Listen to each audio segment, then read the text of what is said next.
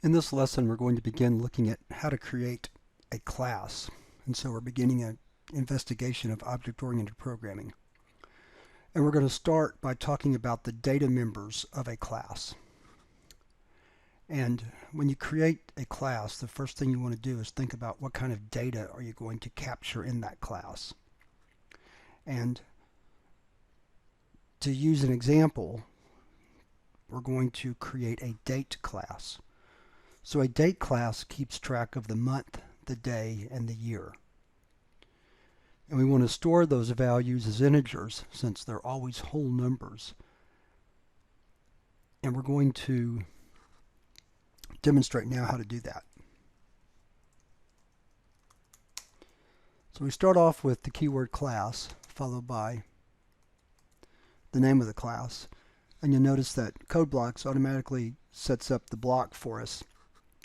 Class block's always in with a semicolon, which is a little bit different than what you may be used to. So the first thing we have to do is decide how our data is going to be accessed. And we're going to follow classic object-oriented design principles here. And we're going to define our data as private so that it can't be accessed directly outside of the class definition.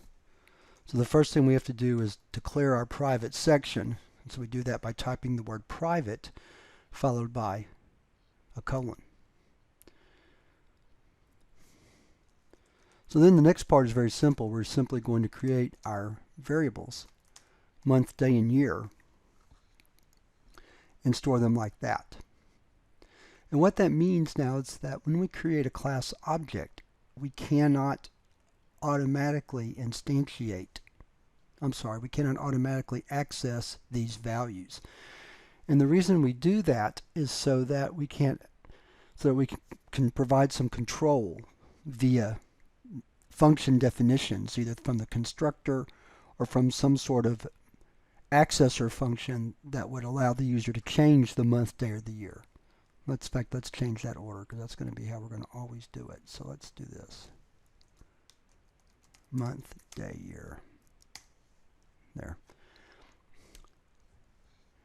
And by controlling the access, we allow the user not to enter something crazy. So let me just demonstrate this. So I'm not sure what we can do with this, but let's just pretend. We're not going to actually even compile this.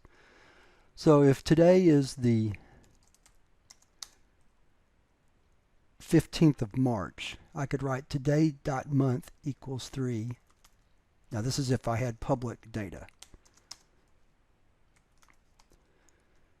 But I could also write today.day equals 35.